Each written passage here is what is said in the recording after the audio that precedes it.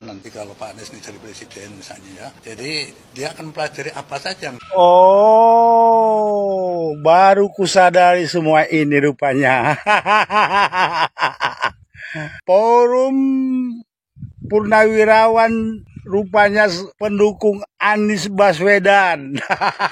Pantas kalian giat-giat kali mengusulkan Gibran diganti. Maksud kalian itu diganti sama Anies. Mimpi kalian sedang bohong, mimpi.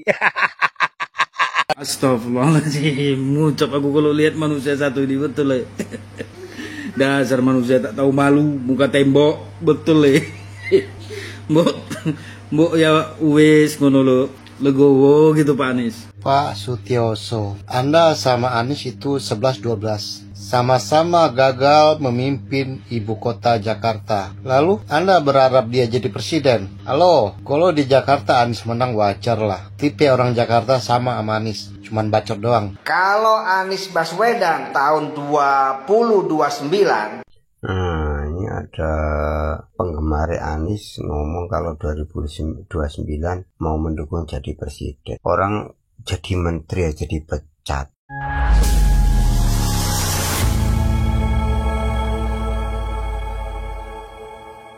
Assalamualaikum warahmatullahi wabarakatuh, saudara-saudaraku sebangsa dan setanah air, dimanapun kalian berada, semoga kalian selalu dalam kondisi sehat walafiat ya. Berjumpa lagi dengan saya di Gaspol Update. Kami bukanlah buzzer pihak manapun, kami hanya menyajikan keputusan ada di tangan Anda. Teman-teman, ini ada video yang menurut saya cukup menarik, yakni tentang neti yang makin kesini makin membuli Abah Wan Ngibul ya. Hahaha, Abah Burkun, burung kuntul, tukang ngibul ya. Karena dialah yang dianggap sebagai dalang ya, alias aktor intelektual yang memperalat manusia-manusia ujur yang tinggal menghitung hari ya kan, dan sudah bau bangke itu. Seperti biasa, Abah tidak pernah muncul untuk memberikan klarifikasi ya. Dia malah seolah-olah tidak tahu menahu, padahal beberapa waktu yang lalu para purnawirawan itu bertemu dengan Abah. Ya seperti inilah kebiasaan bapak politik identitas itu ya. Akhirnya tidak sedikit netizen yang menyebut bahwa Abah manusia nggak punya malu. Lah. Kok baru tahu sekarang sih ha? Kan sejak zaman Nabi Adam itu si muka beton emang udah gak punya malu. Selain para purnawirawan yang harus dipidana menurut saya teman-teman ya, karena dianggap ya melakukan upaya makar begitu ya. Menurut saya aktor intelektualnya juga harus dipulangkan negara asal leluhurnya biar gak suka bikin gaduh, gak suka memprovokasi di negeri ini ya. Nah, bagaimanakah videonya dan bagaimanakah respon netizen? Mari kita tonton bersama, kemudian mari kita komentari bersama di bagian akhir video. Ini dia. Tentu saja nanti kalau Pak Anies ini jadi presiden misalnya ya, jadi dia akan mempelajari apa saja yang sudah baik. Ya kita lanjutkan, udah pasti nggak usah disuruh itu. Justru kalau baik nggak dilanjutkan itu dikebukin banyak orang dia kan gitu kan. Jadi jangan merasa kalau perubahan itu apapun dirubah, tidak. Tetapi kalau kita menilai sesuatu itu memang pantas dilanjutkan, kita lanjutkan. Tetapi sebaliknya kalau sesuatu yang benar-benar ini tidak baik ke depannya, ya harus dihentikan, itu wajar saja. Saya kira siapapun calon yang jadi akan begitu. Ya, jadi sekali lagi jangan merasa kalau perubahan itu apa saja pokoknya diganti semua, tidak seperti itu. Orang itu kalau sudah nggak punya rasa malu nggak ada kebaikannya. Kalau sudah nggak malu, rusak. Sayyidina Hudzaifah al-Yamani, beliau mengatakan, la khaira fiman la yastahyi minan nas. Tidak ada kebaikan bagi orang yang tidak punya rasa malu kepada manusia. Man lam yastahyi minan nas, lam yastahyi minallah. Orang kalau sudah nggak punya rasa malu kepada manusia, berarti dia nggak punya rasa malu sama Allah. Dan Sayyidina Hudzaifah al-Yamani, beliau mengatakan, siapa orang yang jelek? Orang yang jelek adalah orang yang hilang rasa malunya di hadapan manusia. Dengerin sesama ya orang-orang yang berasal dari negeri yang sama-sama keturunan. Apa yang dikatakan? Nggak usah lah jadi ya, kita sebagai warga negara Indonesia, sebagai orang asli Indonesia, dari suku asli Indonesia, nggak usah lah ikut membuli Wan Ngibul ya, karena dia sudah dibuli oleh saudaranya sebangsa dan setanah air. Lanjut, lanjut. Nanti kalau Pak Anies ini jadi presiden misalnya ya, jadi dia akan mempelajari apa saja yang Oh, baru kusadari semua ini rupanya. Forum Purnawirawan rupanya pendukung Anies Baswedan. Pantas kalian giat-giat kali mengusulkan Gibran diganti. Maksud kalian itu diganti sama Anies. Mimpi kalian sedang bohong, mimpi. Ketahuan kalian sekarang ini. Rupanya ini maksud kalian rupanya. Aduh Pak. Ada udang di balik batu, Pak. Hilang udangnya, batunya keras, Pak. Makanya udang di balik bakwan. Udangnya lari, bakwannya kita makan. Bermimpi kalian semua, mimpi. Ya, saya tidak mengerti teman-teman ya, kenapa gitu ya, para purnawirawan ya, ini kan orang-orang sudah tua ya, bukan hanya purnawirawan sebetulnya. Gini, redaksionalnya saya ubah. Kenapa gitu ya, orang-orang yang usianya sudah uzur, kebanyakan itu menjadi simpatisannya Abah, ya bisa dikatakan sebagai apa ya, itulah pokoknya ya, ujung tombaknya Abah. Nah ini perlu menarik gitu ya, perlu dipertanyakan gitu. Nah kenapa? Karena menurut saya memang mereka berkampanyenya itu berhubungan dengan akhirat gitu ya, surga dan neraka. Sementara orang-orang yang sudah uzur itu sudah tidak memikirkan dunia lagi, lebih banyak memikirkan akhirat. Nah inilah yang dimanfaatkan gitu loh, seolah-olah atas nama akhirat, atas nama surga dan neraka, akhirnya orang-orang yang sudah uzur ini diprovokasi, didoktrin ya untuk ya memperjuangkan kepentingan orang-orang tertentu itu. Ini sih menurut saya ya. Lanjut. tentu saja nanti kalau Pak Anies ini jadi presiden misalnya ya, jadi dia akan Pak Sutioso, Anda sama Anies itu 11-12. Sama-sama gagal memimpin ibu kota Jakarta. Lalu, Anda berharap dia jadi presiden. Halo? Kalau di Jakarta Anies menang wajar lah. Tipe orang Jakarta sama Anies, cuman bacot doang. Tapi Indonesia ini bukan Jakarta aja bro. Indonesia ini luas ya. Jadi jangan memimpilah untuk jadi presiden. Jadi gubernur aja Anies Baswedan itu gagal 100%. Sama dengan Anda. Anda juga gagal jadi gubernur, Pak Sutioso. Salah hormat saya. Tetap jaga akal sehat. Sama-sama gagal membangun Jakarta, saya sepakat ya. Tetapi ya menurut saya sih bukan hanya persoalan itu, karena yang gagal membangun Jakarta juga ada ya, gubernur yang lain tetapi tidak masuk ya. Sebut aja lah Ahok misalnya begitu ya. Oh, Ahok berhasil bang. Oh iya berhasil, sebetulnya kan itu bukan programnya Ahok gitu kan, itu programnya Pak Jokowi, karena Ahok kan melanjutkan programnya Pak Jokowi ketika menjadi gubernur Jakarta gitu loh. Nah kenapa Sutioso ini bergabung dengan Abah gitu, karena menurut saya seperti yang saya sebutkan sebelumnya, Pak Sutioso ini kan purnawirawan, kan sudah ujur gitu loh. Orang sudah ujur itu pikirannya itu sudah berhubungan dengan akhirat. Nah ketika bertemu dengan orang yang salah, akhirnya itu dimanfaatkan. Nah, jadinya seperti inilah gitu kan. Iya, jadi bahaya lah orang-orang yang memang menjual agama ya kan, bersembunyi di balik ketiak agama, kepercayaan, keyakinan, itu sangat sangat berbahaya sekali. Lanjut. Kalau Anies Baswedan tahun 2029.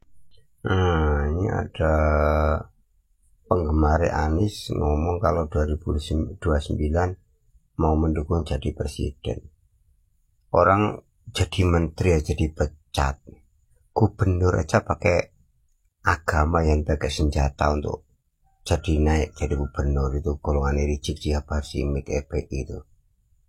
Itu loh, orang Indonesia tuh tahu. Kemarin tuh kalau Pilpres kemarin kalau nggak ada Gus Muhaimin, NU terpecah jadi dua, Kofifa sama Gus Muhaimin, paling 10%, 9% aja itu gerombolannya.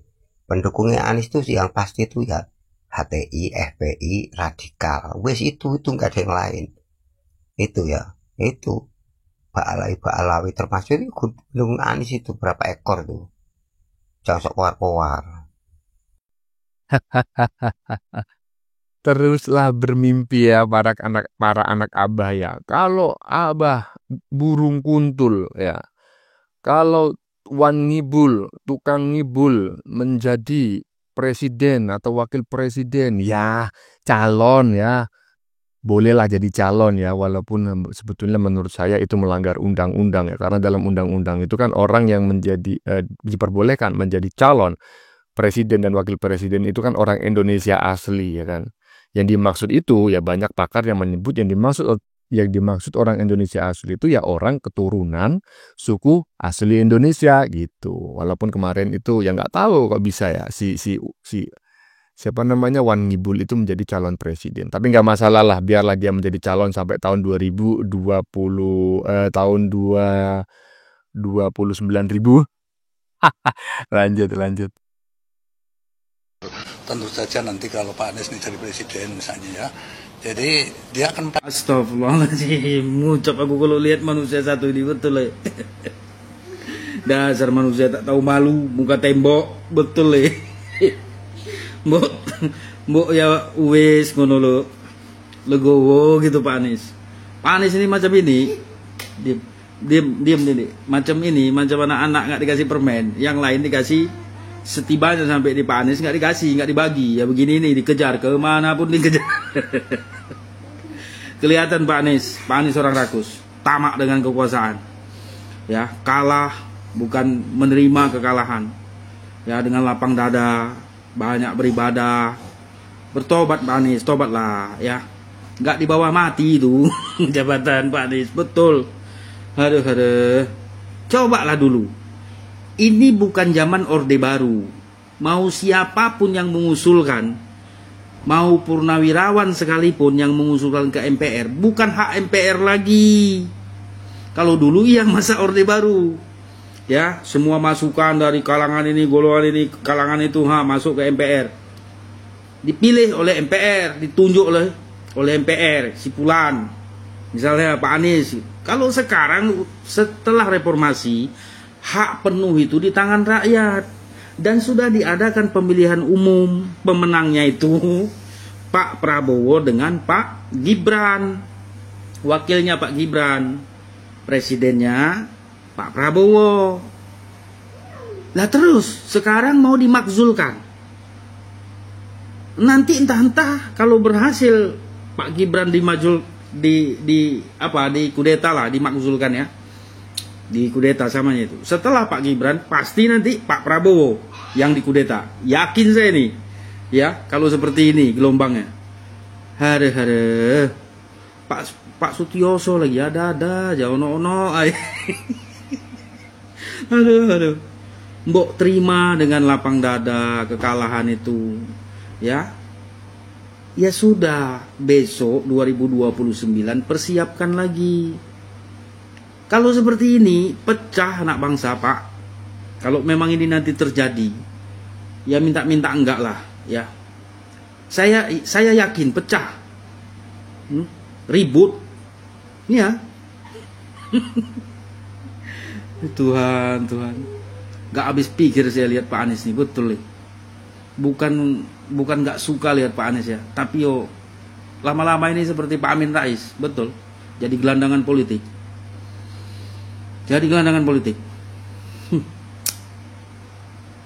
Oh, diminta katakan sama purnawirawan, jangan mau, kan punya pikiran, punya akal.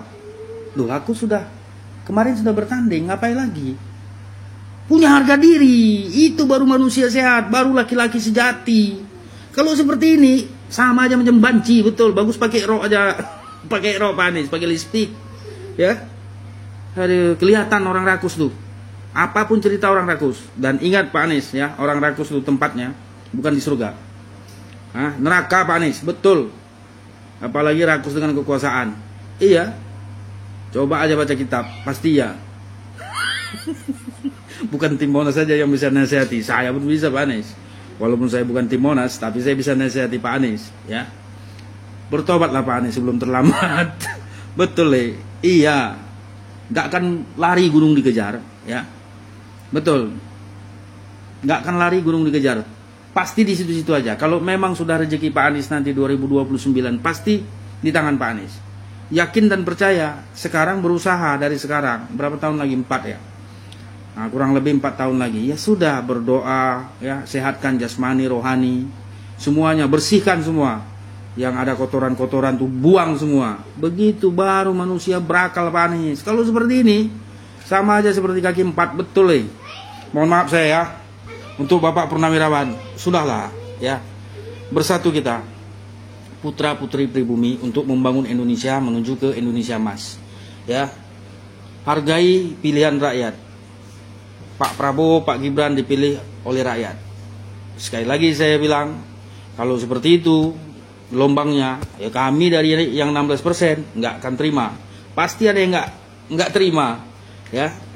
Kenapa kami sekarang sebagian ada yang mau menerima? Karena itu pilihan rakyat, keputusan rakyat. 58%. Coba kalau dikumpul 24 tambah 16%, baru 40%, tetap kalah sama 58%, menang 18% mereka. Itu warga negara Indonesia, rakyat Indonesia dari Sabang sampai Merauke. Gak ada yang bisa mengganggu gugat. Kok sekarang enak aja mau gonta-ganti? Emang negara ini punya Pak Sutioso. Salam hormat. NKRI harga mati. Bersatulah putra-putri pribumi. Dukung Pak yang asli pribumi. Bukan saya katakan Pak Anies bukan pribumi. Kita dukung Pak Gibran wakilnya. Nggak usah mau ngonang ini ngonong ini. Ya, masa Pak Sutioso sudah. Ya, sekarang tinggal duduk manis, ya. Satu lagi Pak, hargai keputusan rakyat, ya. Terkait pegawai pemerintahan, mau yang sudah purnawirawan ataupun yang masih aktif, itu dari rakyat. Ya, rakyat yang menggaji, termasuk Bapak yang menggaji itu rakyat dulu, ya. Jadi hargai keputusan rakyat, hormati. Assalamualaikum warahmatullahi wabarakatuh. Merdeka Pak Anies. Halo Pak Anies. Ya, dasar manusia tak tahu isin, katanya netizen barusan ya. Kesimpulannya seperti itulah yang dapat saya tangkap, dan saya memang sependapat gitu, bahwa memang Abah ini masuk kategori seperti yang disampaikan oleh netizen barusan ya. Karena ya seperti itulah faktanya, bahwa ya seperti itu. Nggak punya malu, ya kan, suka memanfaatkan orang, politik identitas, dan begitu para pion-pion ini sudah melaksanakan tugas, seperti sekarang para purnawirawan sudah menyampaikan 8 tuntutan, walaupun 8 tuntutan ini disampaikan Februari kemarin ya, sudah lama, tetapi baru viral sekarang. Apa ya tidak nongol gitu loh. Sama seperti pada saat tahun 2017 ya, ketika banyak orang di Jakarta itu yang tidak mau menyolatkan warga Jakarta yang tidak mendukung Abah. Itu Abah diam aja, coba bayangin ya kan. Padahal kita tahu bersama lah ya kan. Aktor intelektual di belakangnya itu siapa gitu loh, termasuk saat ini. Ya intinya nggak tahu isin ya, nggak tahu malu. Lanjut. Assalamualaikum warahmatullahi wabarakatuh. Selamat siang teman-teman. Jumpa lagi dengan saya DJ. Kenapa berita kebencian terhadap Bapak Jokowi, Pak Prabowo, dan Mas Gibran semakin masif disebarkan oleh para pembenci? Sebelum kita membahas itu, saya ingin bercerita tentang masa dulu. Di tahun 1832, ketika bangsa Yaman berbondong-bondong datang ke tanah air untuk bekerja di perusahaan Belanda bernama VOC. Mereka imigran datang ke Indonesia. Ketika Belanda mulai mengangkuti rempah-rempah dari Indonesia, kayu ke negara Belanda, tersiar kabar bahwa Indonesia itu kaya sekali, gak habis-habis kekayaan. Datanglah bangsa Yaman itu, yang memang dari negeri yang kacau gitu ya. Mereka ingin memiliki sebuah penghidupan yang lebih layak. Datang dia bekerja dengan orang Belanda. Masuklah dia sebagai pekerja di VOC. Jadi kaki tangan pengusaha-pengusaha yang ada di VOC. Yang keturunan Yaman ini mengklaim bahwa nenek moyang mereka lah yang berjasa atas kemerdekaan bangsa Indonesia. Kenapa mereka mengklaim itu? Ketua mereka yang punya organisasi besar yang sudah dibubarkan oleh Pak Jokowi, nah ujung-ujung siap itu orang Yaman, punya keinginan menguasai Indonesia, mendirikan khilafah. Sejak era Gus Dur hampir berhasil mereka mempengaruhi rakyat Indonesia untuk percaya omongan dia. Di era Bapak Jokowi, mereka semakin berkembang, semakin bertambah banyak pengikutnya, kemudian sukses mengadakan demo demi demo untuk memakzulkan Pak Jokowi, tapi selalu gagal. Sukses ngelecehin bangsa Indonesia untuk mendukung mereka. Bahkan jenderal-jenderal, mantan-mantan jenderal mendukung mereka. Di antaranya Fahru Rozi yang membuat kesepakatan 8 poin itu. Saking berwibawanya di mata umat Islam, karena kesuksesan dia, menjaring umat Islam untuk mempercayai dia sebagai cucu Rasulullah SAW. Sehingga yang percaya dengan dia banyak, yang percaya kalau dia punya paromah sangat banyak, yang percaya bualan dia itu sangat banyak. Dan dia hampir sukses menguasai Indonesia lewat Prabowo Subianto di tahun 2014. Pak Jokowi menang, tapi menangnya menang tipis. Boleh dikata orang Yaman ini hampir sukses menguasai Indonesia lewat Pak Prabowo. Begitu pula di periode kedua, hampir menang, kalahnya tipis. Setiap kali Habib memerintahkan anak buahnya untuk melakukan aksi, berjuta-juta orang, berbondong-bondong orang datang untuk berperang. Seolah-olah mereka mendapat perintah dari Rasulullah SAW. Mereka percaya turunan Rasulullah, dan mereka sangat takut untuk membantah. Tapi mereka juga heran, kok gagal menjatuhkan Pak Jokowi? Kok selalu kalah? Kenapa begitu? Kok kalah terus kita? Kok keturunan Nabi kalah melawan Jokowi? Yang padahal mereka terus-menerus menyebut-nyebut Pak Jokowi itu orang Cina, orang kafir, orang Kristen, PKI, pelongo-pelongo. Di-downgrade terus Pak Jokowi, tapi kok kalah dengan orang yang sudah rendah ini, direndahkan ini? Kok mereka selalu kalah? Akhirnya di kubu Habib ini, yang di dalamnya juga ada orang-orang cerdas, pendukung Pak Prabowo, yang orang-orang realistis, mulai bertanya-tanya, ini sebenarnya Habib punya kekuatan nggak sih? Katanya bisa menjaring kekuatan Islam seluruh Indonesia untuk mendukung. Kok kita kalah terus dengan Pak Jokowi? Sebenarnya ada di mana nih kita nih? Kurangnya ada di mana nih? Kan Habib Rasulullah. Bangsa Indonesia ini penduduknya Muslim kebanyakan, harusnya menang dong. Karena Muslim itu mencintai Rasulullah SAW, harusnya menang. Tapi kok nggak pernah menang? Akhirnya mereka terpecah menjadi beberapa bagian. Ada yang tetap takzim sampai sekarang detik ini, tetap memuja-muja Habib. Tapi sebagian lagi sudah mulai kayaknya meragukan. Kenapa doa-doa tidak pernah dijawab oleh Allah? Kenapa istimewa ulama 2 periode selalu bisa ditumbangkan oleh kubu Pak Jokowi? Padahal kubu Pak Jokowi kubu sesat, PKI, kafir. Tapi kenapa Jokowi selalu menang? Untuk meyakinkan pengikutnya yang bertanya-tanya, kenapa kita selalu kalah sih lawan Jokowi? Kita ini kumpulan dari ulama-ulama loh. Tapi kok rakyat Indonesia nggak dukung kita ya? Yang Islam-Islam itu. Oh iya, mereka itu sesat. Karena tergila-gila sama Pak Jokowi. Tergila-gila sama Pak Jokowi sampai mau menggadaikan akidahnya. Itu yang selalu mereka tuduhkan terhadap pendukung Pak Jokowi itu. Seolah kami ini menggadaikan akidah kami demi mendukung Jokowi dan mengabaikan himbauan mereka itu yang mengaku keturunan Rasulullah SAW. Dulu itu Habib Rizik bilang ke keturunan-keturunan Arab itu ya, untuk melakukan tes DNA supaya nanti umat Islam yang meyakini mereka sebagai keturunan Rasulullah tidak ragu-ragu. Jadi mendukungnya itu maksimal. Kalau disuruh serang dia menyerang karena yakin turunan Rasulullah, berarti perintah Rasulullah juga kan. Tahu sendiri kan kalau orang sudah fanatik dengan agama Islam itu, apapun yang dikatakan oleh keturunan Rasulullah itu udah pasti apa yang diucapkan oleh Rasulullah, samina wa ta'na, begitu. Makanya Habib Rizik meminta kepada seluruh turunan Arab itu yang dihabib-habibkan itu untuk membuat sertifikat kehabiban. Bahkan diminta untuk kalau perlu lu tes DNA supaya umat Islam yakin bahwa lu itu memang cucunya Rasulullah SAW, untuk menunjukkan kekuatan mereka yang semakin powerful katanya itu. Mereka mengajak Anies Baswedan untuk melawan Ahok di Pilgub tahun 2017. Kalau cuma Jakarta, udah masih menang lah kita. Kita kuasai Jakarta dulu. Jakarta bisa kita kuasai, setelah itu kita kuasai Indonesia.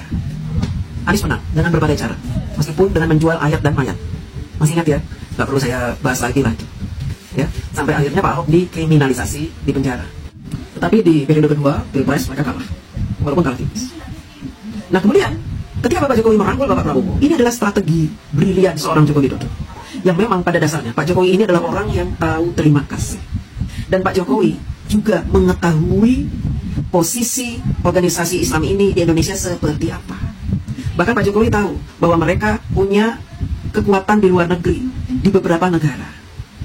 Punya hacker-hacker, ahli-ahli IT yang disebar di beberapa negara untuk menyebarkan berita-berita kebencian. Pak Jokowi tidak mau gegabah membiarkan organisasi Arab ini mempengaruhi pikiran rakyat Indonesia. Pak Jokowi harus merangkul seseorang yang pernah berjasa dalam hidup Pak Jokowi ketika beliau menjadi wali kota dan gubernur, yang dimanfaatkan oleh komunitas Arab ini untuk membuat kacau Indonesia dan mengganggu pemerintahan Bapak Jokowi. Orang-orang Arab ini terlalu berisik. Pak Jokowi sudah tahu juga Pak Prabowo ini orang paling ikhlas dan legowo, dan selama ini Pak Prabowo ini dimanfaatkan oleh mereka itu. Ketika Pak Prabowo mau bergabung, Pak Jokowi juga tahu bakalan nanti ada sebagian pengikut dia yang akan mencelat. nggak lagi mendukung Pak Jokowi. Itu sudah risiko, tidak apa-apa. Pak Jokowi pikir orang yang mendukung Pak Jokowi yang nanti bakalan mencelak mungkin tidak terlalu signifikan membuat kekacauan di negara ini. Pak Jokowi pikir begitu. Ya. Masuklah Pak Prabowo ke dalam lingkungan istana dan menjadi bagian dari pemerintahan yang ikut membangun Indonesia. Dan ternyata Pak Prabowo tidak seperti yang digambarkan orang-orang. Pak Prabowo sungguh luar biasa. Cintanya terhadap bangsa ini sudah tidak main-main lagi. Cintanya sudah mentok, benar-benar cinta terhadap bangsa ini. Sehingga beliau rela mengorbankan apa saja, asalkan bangsa ini bisa sejahtera. Apa yang terjadi dengan bangsa Arab ini? Klan-klan Yaman ini. Mereka mulai putus asa. Karena organisasi mereka akhirnya dibubarkan. Yang pertama HTI, kemudian FPI dibubarkan. Putus asa. Setelah HTI dan FPI dibubarkan, anggota-anggotanya banyak yang insaf. Mereka akhirnya kocar-kacir. Sebagian insaf, sebagian masih ngotot, dendam. Dendamnya kepada siapa Pak Prabowo? Tidak, dendamnya kepada Bapak Jokowi. Makanya mereka selalu ingin memecah belah antara Pak Jokowi dengan Pak Prabowo dengan isu-isu itu. Jadi kalau ada isu adu domba, itu pasti dari klannya orang Yaman. Ambisi mereka untuk menguasai Indonesia ini sudah hampir menurun. Organisasi ini sudah dibubarkan. Kekuatan juga sudah melemah. Tapi semangat untuk membalas dendam masih terus membara. Akhirnya apa? Mereka menggunakan orang-orang yang sakit hati terhadap Bapak Jokowi untuk bergabung dan sama-sama berjuang merebut kembali kekuatan agar mereka bisa mempengaruhi rakyat Indonesia untuk mendukung mereka. Saat ini rakyat Indonesia ini sebenarnya terpecah menjadi 4. Pendukung Arab, orang Yaman, kemudian pendukung PDIP, pendukung Pak Jokowi dan pemerintahan yang sah, dan yang keempat orang yang ngaku-ngaku netral. Mau mereka gabung, antara pendukung PDIP dan pendukung Arab ini bergabung, mau mereka bergabung, tetap saja tidak bisa mengalahkan kekuatan yang mendukung Pak Jokowi dan pemerintahan yang sekarang ini. Tidak akan pernah. Sehingga mereka lebih memperkuat yang namanya isu dan fitnah. Mereka lebih memasifkan isu itu. Untuk apa? Menggerogoti kekuatan Pak Jokowi, menggerogoti kekuatan Pak Prabowo. Makanya muncul isu ijazah, muncul 8 poin kesepakatan mantan jenderal itu. Tapi ternyata Allah itu berpihak kepada Bapak Jokowi. Ketika muncul seorang Kiai Haji Imaduddin membuat temuan bahwa orang-orang Yaman ini ternyata bukan keturunan Rasulullah. Gennya berbeda dengan gen keturunan Rasulullah. Gen orang Yaman ini lebih cenderung nenek moyangnya itu keturunan bangsa Israel atau Fir'aun. Kemudian Habib Rizik tidak berani melakukan tes DNA ketika membaca temuan dari Kiai Haji Imaduddin. Habib Rizik juga mulai meragukan dirinya sendiri sebagai keturunan Rasulullah, meragukan teman-teman yang Arab itu sebagai keturunan Rasulullah. Akhirnya mereka mengharamkan tes DNA. Kenapa keluar fatwa keharaman tes DNA ini? Karena itu satu-satunya cara untuk menjaring kekuatan umat Islam di Nusantara ini. Kalau mereka ketahuan bukan keturunan Rasulullah, bubar yang mendukung mereka. Bubar jalan, mereka tidak akan punya kekuatan apa-apa lagi. Dan mereka bisa didakwa sebagai pemalsu nasab. Habislah mereka. Habis pendukungnya pada lari, makin kocar-kacir, makin berantakan. Inilah yang membuat mereka semakin putus asa. Keputusasaan ini menyebabkan mereka menghalalkan segala cara untuk menjatuhkan Pak Jokowi dan Pak Prabowo. Karena apa? Niat mereka bukan lagi untuk berdakwah, bukan lagi buat syiar Islam, bukan lagi untuk menegakkan Islam, tetapi untuk apa? Untuk menjajah bangsa Indonesia. Sedikit yang dapat saya komentari dan menurut saya komentar saya ini cukup mewakili apa yang disampaikan oleh DJ Anak Jenderal kurang lebih 10 menit barusan ya. Walaupun sudah dipercepat videonya dengan kecepatan pemutaran 2 kali lipat, 3 kali lipat bahkan ya tetap 10 menit, tapi nggak masalah lah. Yang disampaikan DJ Anak Jenderal barusan, DJ Ternak Mulyono barusan ini daging semua dan perlu dicermati oleh segenap warga negara Indonesia ya, bahwa hati-hati ya, adanya upaya bangsa ya itu ya nyaman begitu, pakai NY ya, menjajah Indonesia ya. Tolong diwaspadai karena ini menurut saya bukan fitnah, ini bukan hoax, tetapi memang ini memang variabel dan unsur-unsurnya menurut saya terpenuhi untuk disampaikan, untuk dicurigai ya. Mulai dari pembelokan sejarah yang sudah terjadi ya kan, semua itu dibaalawikan, semua dihabib-habibkan seolah-olah negara ini dibangun oleh orang-orang dari negeri nyaman sana ya kan, dari Hadramaut dan lain sebagainya. Di sini setiap hari memuji-muji tanah leluhurnya, tetapi kenapa kok ditinggalkan gitu tanah leluhurnya? Kenapa nggak di sana saja kalau memang ya tanah di sana itu tanah yang paling luar biasa, yang paling begini, seperti yang disampaikan oleh salah satu ustadz katanya. Di negeri yang nyaman itu tidak ada aspal. Karena kalau ada aspal itu sama saja dengan menutup jejak-jejak para wali, para kekasih Allah katanya. Nggak taunya negeri itu nggak bisa mengaspal karena memang menjadi salah satu negeri termiskin di dunia. Aduh, makam-makam ya kan diubah namanya. Jadi hati-hati dan waspada. Waspadalah, waspadalah. Ya teman-teman ya, sudah kita saksikan bersama beberapa video yang sudah kami sajikan. Tadi di bagian depan kita lihat bersama video tentang ya netizen yang jengkel mendengar Abah digadang-gadang menjadi wapres untuk menggantikan Gibran ya. Saya juga jengkel gitu kan. Iyalah. Nah, orang ini menurut saya nggak punya malu sama sekali ya.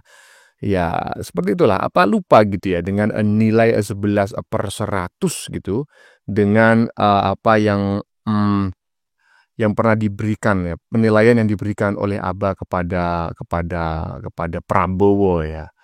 Dan ya menurut saya memang Abah ini perlu diwaspadai karena patut diduga memang para purnawirawan ini selama ini gitu ya.